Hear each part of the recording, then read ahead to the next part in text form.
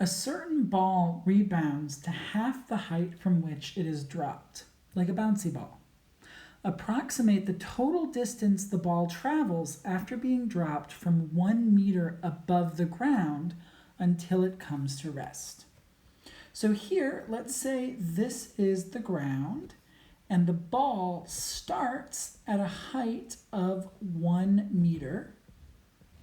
So what happens is it falls 1 meter down, and then it rebounds to half the height from which it was dropped.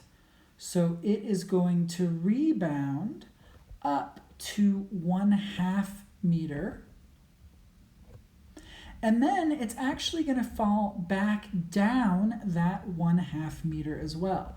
So it goes down 1 meter, goes down 1 meter, and then it goes up and then back down 1/2 meter. And then when it rebounds again, it rebounds to 1/4 meter, and it goes up that far, and then it goes back down 1/4 meter. And then the next time it rebounds, it goes up to 1/8 meter. And again, it goes up and down, and then 1/16, and then 1/32, etc.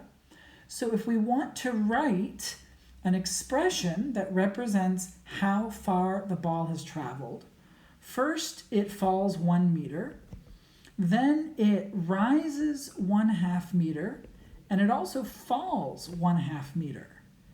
Then it rises 1/4 meter, but it also falls 1/4 meter. Then it rises 1/8 of a meter, but it also falls 1/8 of a meter. And the same is true with 1/16 and 1/32, etc., etc., etc. And it goes on and on and on forever.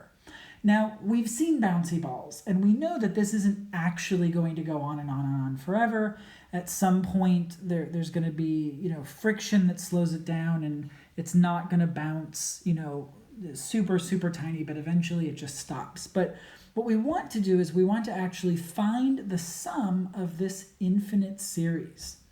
Now, this one's a little bit weirder than some of the other ones we've seen because we've got these terms that appear in pairs, but the very first term doesn't appear in a pair.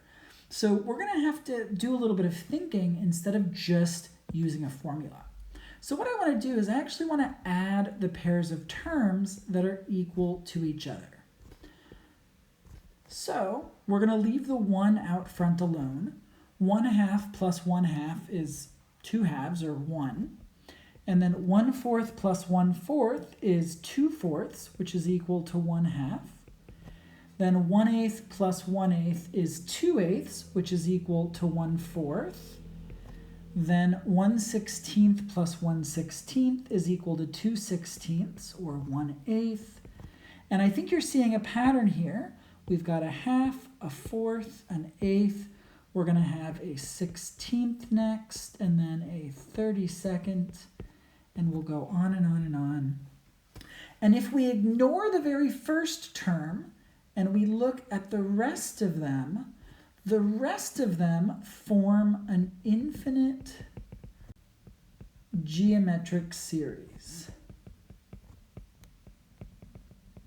So what we're going to do is we're going to use the formula to find the sum of this series, and then we're also going to add the 1 out front.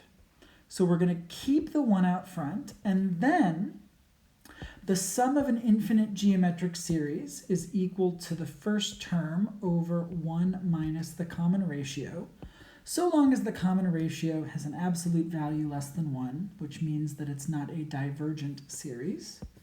So in this case, we can see that the first term is going to be 1, the first term of the infinite geometric series. Remember, we're ignoring that first one for a moment. So in this case, the value of a is 1. And then the common ratio we can see is 1/2. Because to get from any term to the next, we need to multiply by 1/2. So we need to evaluate that denominator. 1 minus 1/2 is 1/2. And then 1 divided by 1/2 is the same as 1 times the reciprocal of 1/2, which is 2 over 1. 1 times 2 over 1 is 2. And so we have 1 plus 2, which equals 3. So in this case, the whole sum of the whole series, including that extra 1 out front, which we've carried over, ends up being 3. So the total distance that that ball moves is going to be 3 meters. It moves down 1 meter, and then in the next bounce, it actually moves up and down for a total of another meter. And then for the next bounce, it's going to be a 1/2 meter in total, and then a 1/4, and then an 1/8, etc. And when we add all of those together, the total distance is 3 meters. I forgot to write meters or m. Let's write it down there. It's nicer than doing it like that. So, all right, that's our final answer.